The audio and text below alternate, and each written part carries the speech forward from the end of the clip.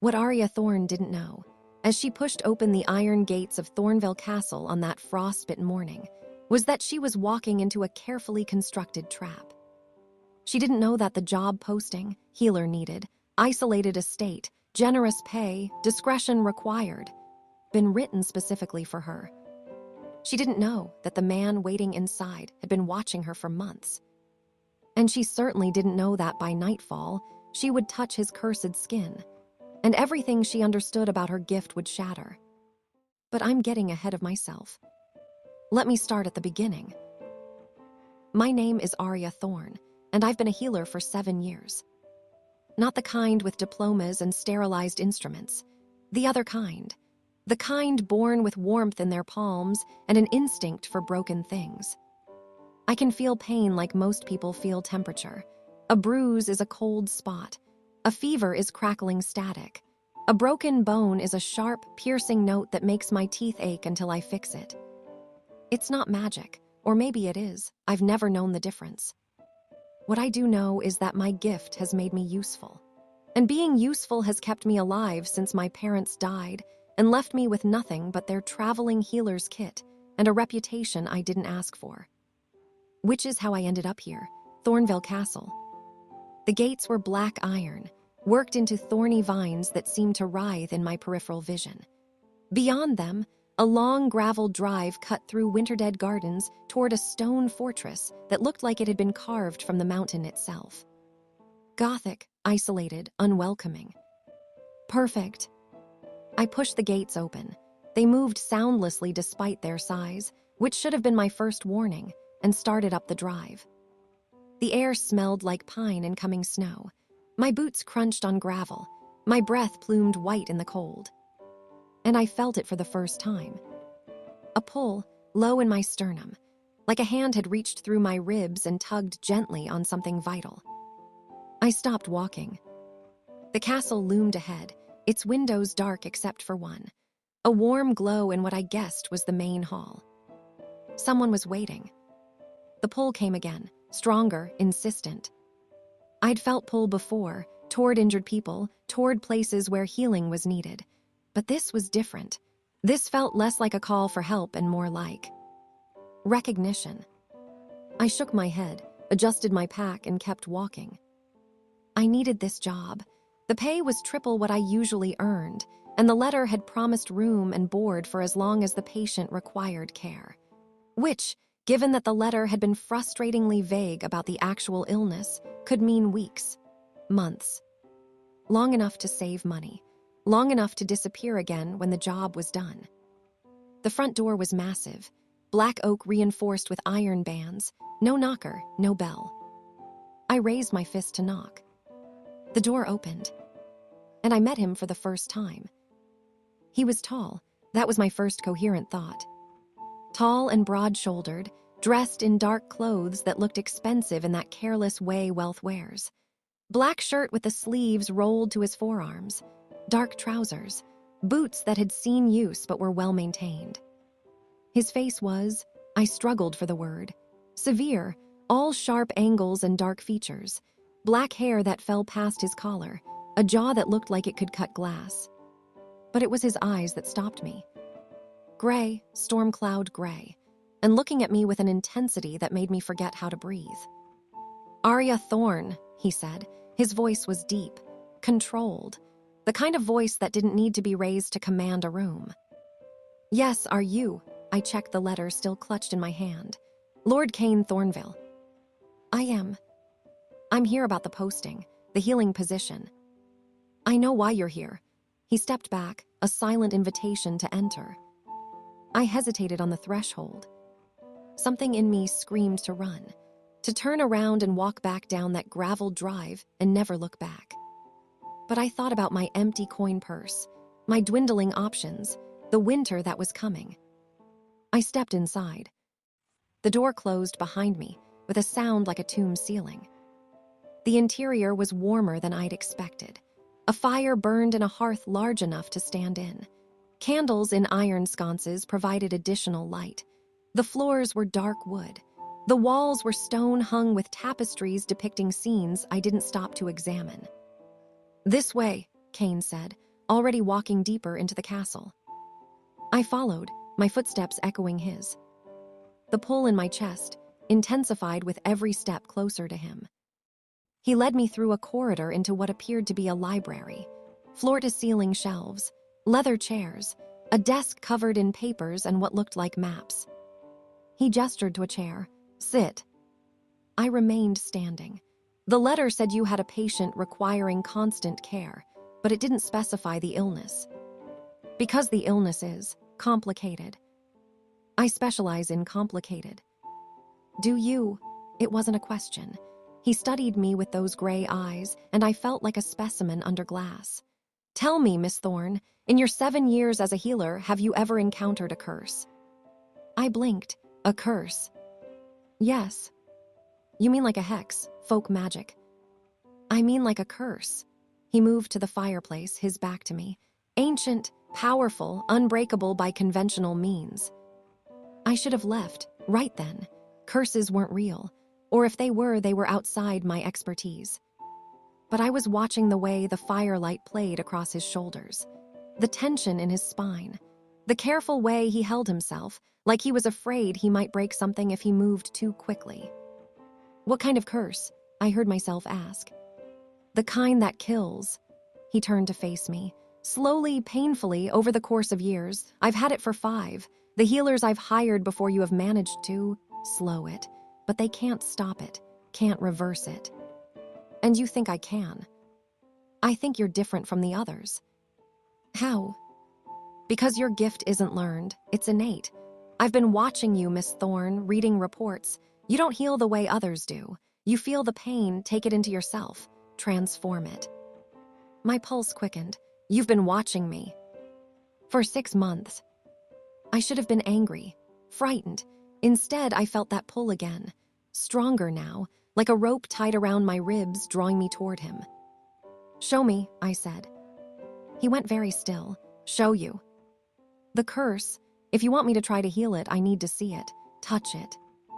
No one touches me. The words came out harsh, final. Then I can't help you.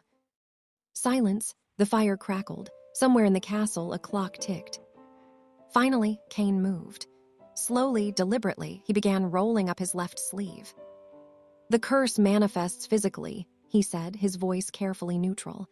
It started as a mark, now it's spreading. He bared his forearm. And I saw. Black veins, like ink had been injected under his skin and was crawling toward his heart. They twisted up his arm from his wrist, pulsing faintly with something that wasn't quite light. My God, I whispered. God has nothing to do with this. He held his arm out, not quite offering, not quite warning. Well, healer, do you run now or do you try? I stepped closer. The pull was overwhelming. My palms were already warming, my gift rising to the surface unbidden. I need to touch you, I said. I know. It might hurt. Everything hurts, a bitter smile. What's a little more? I reached out, slowly, giving him time to pull away. He didn't. My fingers brushed his wrist, and the world exploded into sensation. Pain. Not mine, his. It roared through me like wildfire, and I gasped, nearly pulling away. But some instinct deeper than thought kept my fingers on his skin. The curse was alive. I could feel it writhing under my touch, cold and ancient and hungry. It fed on him, on his life force, on something essential that made him him. But underneath the curse, I felt something else. Warmth, power, a core of strength that had been fighting this thing for 5 years and refused to break. And something I'd never felt before in all my years of healing.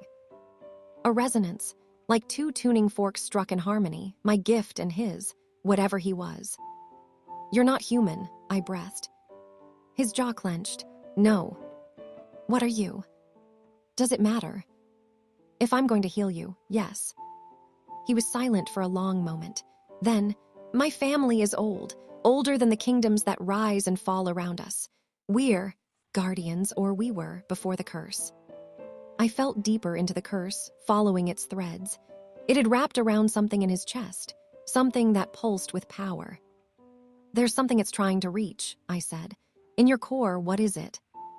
My inheritance, my power. He still hadn't pulled away, though I could feel the cost of my touch in the tension of his muscles.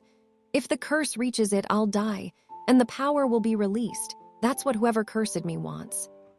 Why? Because my power is meant to be bound, controlled.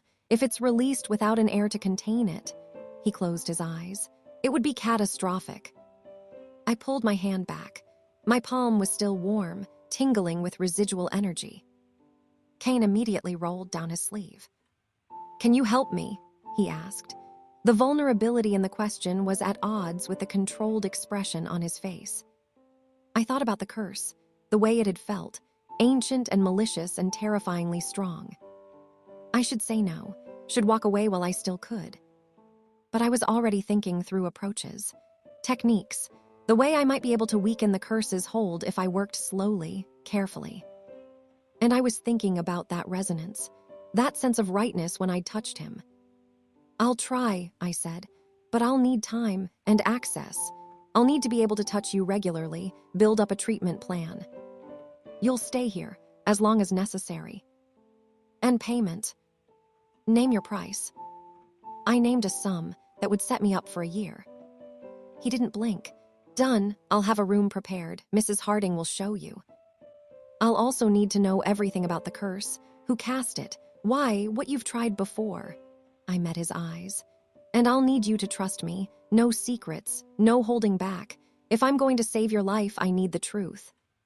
Something flickered in his expression. The truth. Yes. Very well, Miss Thorne, you'll have your truth. He moved toward the door. But be careful what you wish for. Some truths are heavier than others. Then he was gone, leaving me alone in the library with the scent of old books and the lingering warmth in my palms. I sank into one of the leather chairs and tried to steady my breathing. What had I just agreed to? Mrs. Harding turned out to be a woman in her 60s with kind eyes and hands that moved with practiced efficiency. She showed me to a room in the east wing, large, well-appointed, with a 4-poster bed and a window overlooking the gardens. Will you be needing anything else, miss? She asked after explaining where the bathing room was and when meals were served. Just information, I said. About Lord Thornveil, how long have you worked for him? 20 years, since he was a boy. And the curse. Her expression shuddered. That's not my story to tell, miss, but I will say this, you're the first healer to ask the right questions. The others, they wanted to cure him quick, make a miracle and collect their coin. She met my eyes. You're different, I can tell. I'm practical. Miracles take time. Indeed they do. A small smile. Dinner is at 7. Lord Thornveil takes it in the small dining room. He'll be expecting you. After she left, I unpacked my things. My healer's kit, spare clothes, the journal where I documented my cases. I opened it to a fresh page and began to write. Patient, Lord Caine Thornveil. Age, appears early 30s. Species, unknown, claims family are guardians. Affliction, curse, 5 years duration. Manifests as black veins spreading from extremities toward core. Patient reports constant pain. Previous healers have slowed progression but achieved no reversal. Initial assessment, curse is parasitic, feeds on patient's life force power, highly resistant to conventional healing. However, there is a resonance between my gift and the patient's essence, worth exploring. Treatment plan, daily sessions. Begin with mapping the curse's full extent, then attempt to establish a healing channel that can work against the curse's progression. Long-term goal, find the curse's anchor point and sever it. I closed the journal and looked out the window. The sun was setting, turning the sky bruise purple and gold. Snow had begun to fall, soft, silent flakes that blurred the boundary between earth and sky. In a few hours, I'd have dinner with a man I'd just met. A man who wasn't human. A man who pulled at something deep in my chest every time he was near. I should have been afraid. Instead, I felt something I hadn't felt in years. Anticipation. The small dining room was still large enough to seat 12. But only 2 places were set at one end of a polished table. Candles, simple white plates, the smell of roasted meat and herbs. Caine stood when I entered. He'd changed into a fresh shirt. His hair was damp, like he'd recently bathed. "Miss Thorne." "Aria," I said. "If we're going to be working this closely, you might as well use my name." A pause, then, "Aria, please sit." I took the seat to his right, close enough to feel the warmth radiating from him, close enough to catch his scent, something like winter pine and smoke. Mrs. Harding served the meal: roasted chicken, root vegetables glazed with honey, bread still warm from the oven. We ate in silence for a while. It should have been awkward. Instead, it felt companionable, like we'd done this 100 times before. Finally, Caine spoke. "You said you needed the truth about the curse." I set down my fork. "Yes. It was cast by someone I trusted, a woman I thought I loved."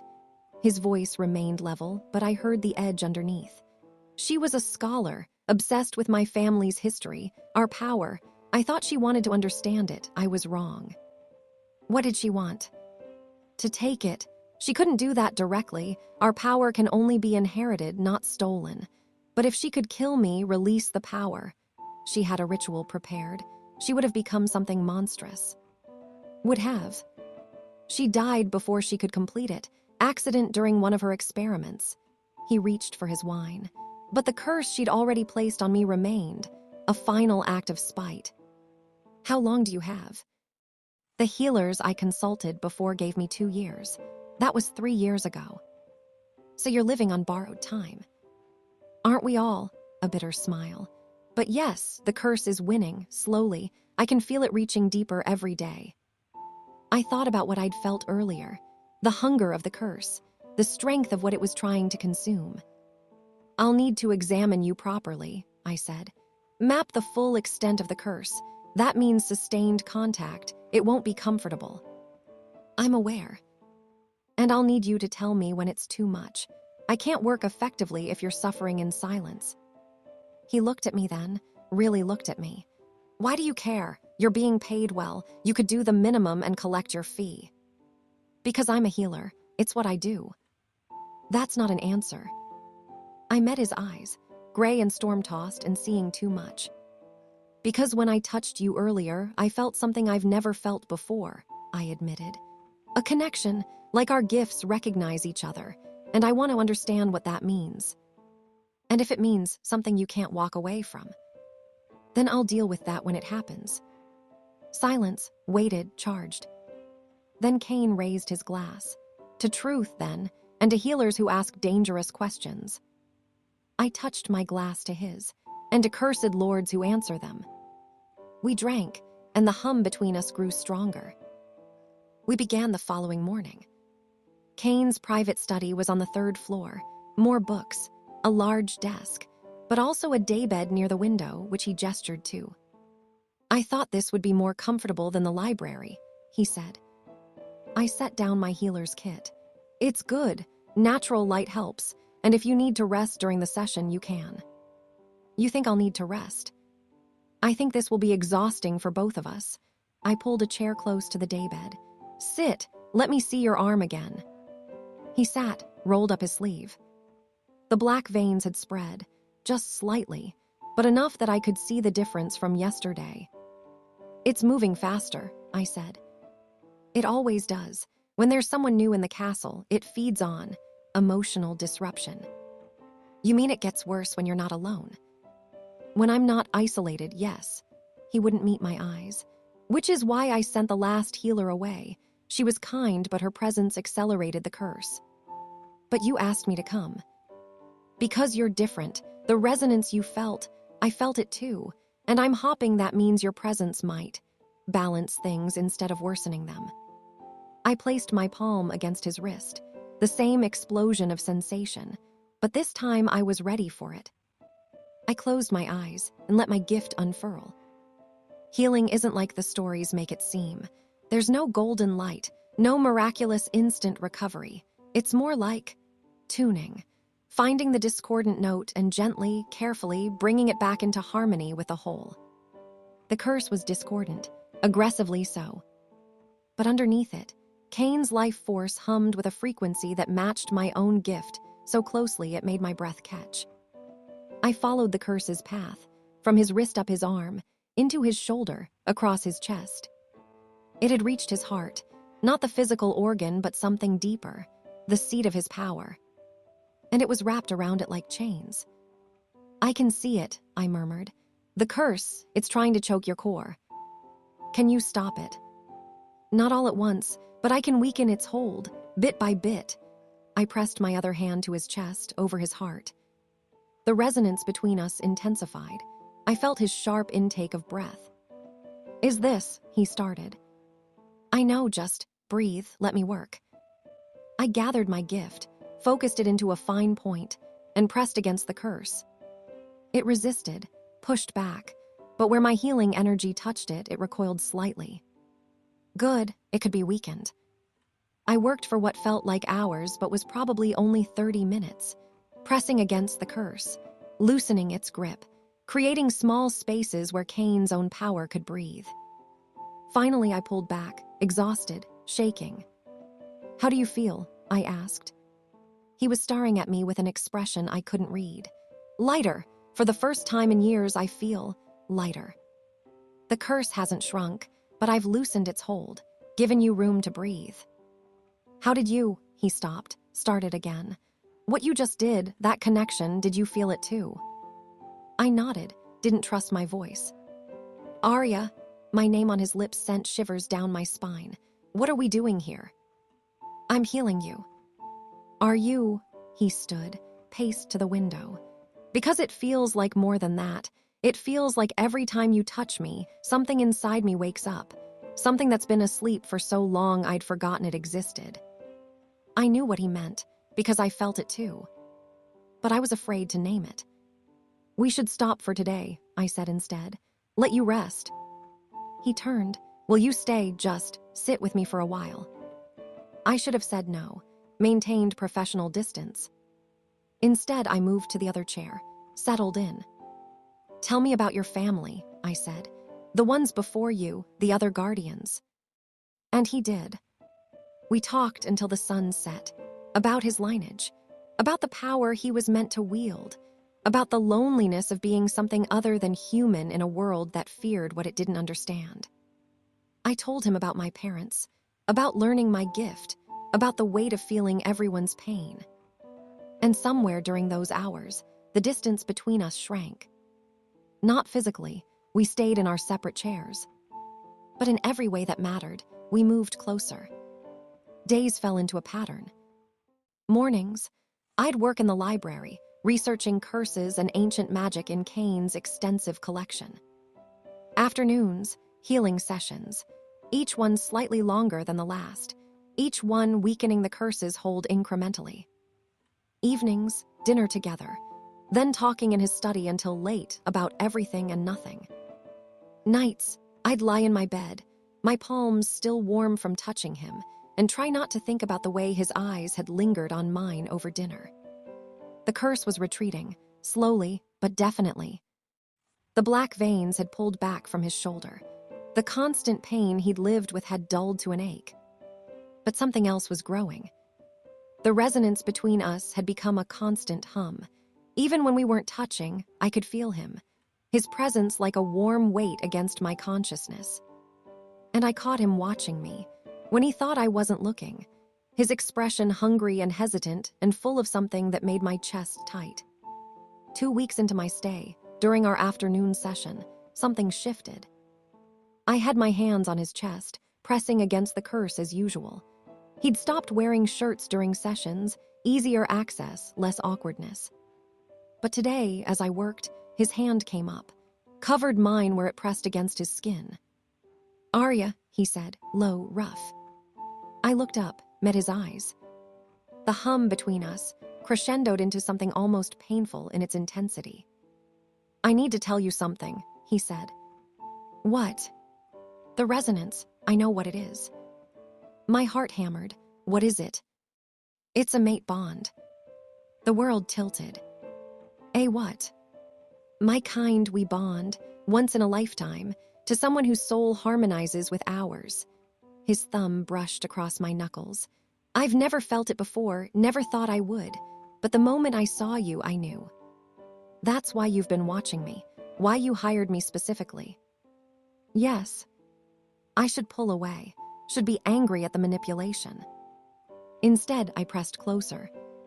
You should have told me. Would you have come if I had? No.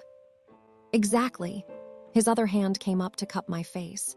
But now you're here, and you feel it too. Don't lie to me, Aria, I can sense it. I feel it, I whispered, but that doesn't mean. Doesn't mean what? That we can act on it. His forehead dropped to mine. I know, I'm cursed. Dying, you have a life outside these walls. I have no right to ask you for anything beyond healing. Caine. But God, I want to. His breath ghosted across my lips. I want to be selfish, want to pull you close and never let go, want to know what you taste like, what sounds you make when. I kissed him. His surprise lasted half a second. Then he was kissing me back, deep and desperate and like he'd been starving for it. His hands in my hair, mine fisted in the fabric at his waist. The mate bond singing between us, a live current that made my skin hypersensitive and my gift flare uncontrolled. Healing energy poured from me into him, not focused, not directed, just raw, overwhelming power that crashed against the curse and shattered parts of it like glass. Caine gasped against my mouth. Aria, stop, you'll burn yourself out. But I couldn't stop. The bond had taken over, was using my gift to protect him, to destroy anything that threatened him. The curse screamed. I felt it recoiling, breaking. And then I felt something else. The anchor, the point where the curse connected to whoever had cast it. It was still there, still tethered to a corpse somewhere, feeding on residual magical energy. If I could just reach it, sever it. Caine's hands gripped my shoulders, pulled me back. Aria, stop. I blinked, swayed. The room spun. I'd pushed too hard, used too much. I'm sorry, I slurred. I saw it, the anchor, I can break it. Not at the cost of your own life. He caught me as my legs gave out, lifted me easily. You're going to rest, now. He carried me to the daybed, laid me down gently. I grabbed his wrist. The curse, it's weaker, I felt it break. I know, I felt it too. He brushed hair from my face, his touch achingly tender. But you matter more than breaking a curse. Do you understand? You matter more. I wanted to argue, but exhaustion dragged at me like deep water. The last thing I felt before darkness took me was his hand holding mine. And the mate bond, humming between us like a promise. I woke to firelight and the sound of rain against windows. I was in my own bed, still dressed, but covered with blankets that smelled like Caine.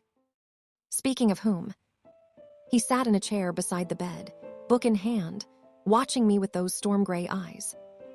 How long? I asked. My voice came out hoarse. 6 hours, it's evening. Mrs. Harding brought tea. Can you sit up? I tried, managed it with his help. He poured tea, held the cup while I sipped. You carried me here, I said. I wasn't leaving you alone, not after what happened. The curse retreated significantly. Your outburst broke most of its hold. He set down the cup. But it cost you. Your gift is depleted. I can feel it. He was right. The warmth that usually lived in my palms was gone. I felt hollow, cold. It'll come back, I said. It always does. Not if you push like that again. His voice went hard. Promise me, promise you won't sacrifice yourself to save me. I can't promise that. Aria, you're my mate. The word felt strange on my tongue, but right.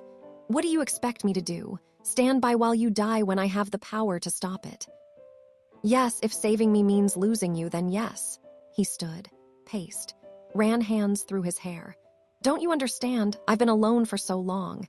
And then you walked through those gates and suddenly I could breathe again, feel again. And if I have to choose between 100 more years alone or one day with you, I choose you every time.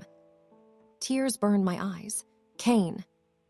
So promise me, we find another way to break the curse, a way that doesn't destroy you in the process. And if there isn't another way? Then I die. He knelt beside the bed, took my hands. And I die knowing I had this, had you, even for a little while. I leaned forward, pressed my forehead to his. I'm not letting you die, I whispered. There is another way, I know there is. How? Because I felt it, the anchor. I know where it is now, and I know how to reach it. His hands tightened on mine. Tell me. So I did. The anchor is in a graveyard, I explained. About 20 miles from here. I could feel it pulling on the curse. It's connected to the woman who cursed you, her corpse specifically. Morgana, bitterness in his voice. Of course she'd tie it to herself. Even in death, she needs control. If I can reach the grave, I can sever the connection, but I'll need to be physically present, and I'll need... I hesitated. What? I'll need your power. To break something this old, this strong, my gift alone won't be enough. But with the mate bond, I can channel your power through me. Use it to cut the tether. That could kill us both. Or it could free you completely. He stood, moved to the window. Rain streaked the glass. Lightning flickered in the distance. There's a storm coming, he said. It'll hit tomorrow night. If we're going to do this, we should wait until after. No, I struggled out of bed, swayed but stayed upright. The storm is perfect. Your power is tied to natural forces, isn't it? The storm will amplify it, make it easier to channel. And more dangerous to control. Caine, I crossed to him, took his hand. I can do this, we can do this, together. He turned to face me, searched my face. Why, he asked. Why risk everything for me? Because you matter. I echoed his words from earlier. Because in 2 weeks, you've become more important to me than anything else. Because when I imagine leaving here, going back to my old life, it feels like dying. You barely know me. I know you're kind, even when you pretend to be cold. I know you read poetry in the mornings and leave notes in the margins. I know you take your tea black and your whiskey neat. I know the way you look at me makes me feel like I'm the only person in the world worth seeing. I stepped closer. And I know that the mate bond isn't wrong, that whatever this is between us, it's real, and it's worth fighting for. His hands came up to frame my face. If we do this and it goes wrong, it won't. But if it does, if I lose you... I kissed him, soft, sweet. You won't, I breathed against his lips. Trust me. I do, he kissed me back. God help me, I do. We left at midnight, when the storm was at its peak. Rain lashed the carriage, wind howled. Lightning turned the world white bright for split seconds. Caine sat across from me, silent and tense. He dressed in dark clothes, brought a lantern even though he could see in the dark, was trying to take care of practical details because he couldn't control anything else. I understood.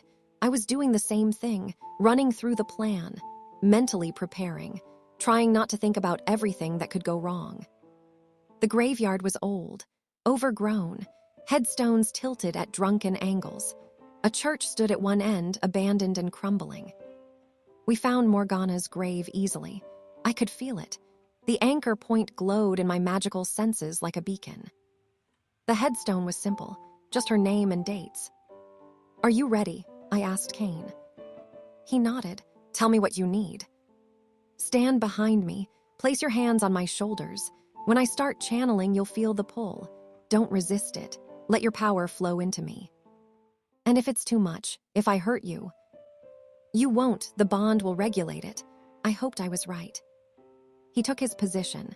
His hands settled on my shoulders, warm, steady. I knelt before the grave, placed my palms flat on the earth, and opened myself to the bond. Power rushed in, not mine, his. It was like lightning in my veins, electric, overwhelming, so much that my vision whited out and I gasped. Aria, Caine's voice strained. Too much. No, keep going, I can handle it. I focused on the anchor, followed its thread down into the earth, into bone and decay and the stubborn magic that lingered. The curse fought back, lashed at me like a living thing. But I had Caine's power now, and it was immense. I shaped it, directed it, forged it into a blade of pure will. and cut. The anchor screamed. The grave beneath my hands cracked. Light exploded from the fissures, black and sickly. "It's breaking," I shouted over the storm. "Finish it." Caine's hands tightened on my shoulders. I pushed harder, poured everything into the cut. The anchor shattered. The backlash hit me like a physical blow. I flew backward into Caine's chest. He caught me, held me as magic exploded around us. Black light, then gold. Then nothing. Silence. The storm still raged, but the grave was dark, still. "Did it work?" I breathed. Caine held up his arm, the one with the black veins. They were fatting. As we watched, they retreated, dissolved, disappeared. "It worked," he said, wonder in his voice. "Aria, it worked." Then he was kissing me, wild and grateful and alive. And I was kissing him back, laughing and crying at the same time. We'd done it. We returned to Thornveil as dawn broke. The storm had passed, the sky was clear, washed clean. Mrs. Harding met us at the door, took one look at Caine's face, and burst into tears. "It's gone," she said, not a question. "It's gone," he confirmed. She hugged him, actually hugged him, then hugged me too. "Thank you," she whispered. "Thank you for bringing him back." She left us in the entrance hall. Caine turned to me.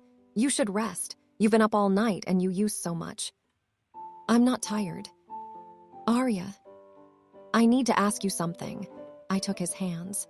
"The curse is broken. You're free. You don't need me anymore." Pain flashed across his face. Don't. Don't what?" "Don't act like this changes anything between us." He pulled me closer. "The curse is gone, but the bond isn't. I still feel you, still need you.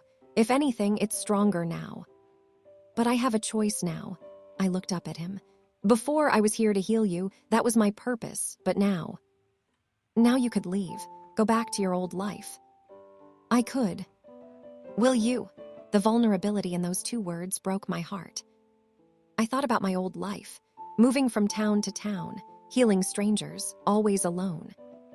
Then I thought about the last 2 weeks, the quiet mornings in the library, the dinners filled with laughter, the way Caine looked at me like I was his entire world. "I don't want to leave," I said, "but I need to know if I stay, what am I staying for? The mate bond or something more?" "More," he cupped my face. "So much more. Yes, the bond ties us together, but even without it, I'd want you, choose you, every day for the rest of my life. Even though I'm human, even though I'll age and you won't. We'll figure it out. There are ways. My power can extend your life if you let me share it with you, but only if you want that, only if you choose to stay." "And what would I do here, if I stay?" "Whatever you want. Heal people in the villages nearby, work in my library, plant a garden, redecorate this entire castle." He smiled.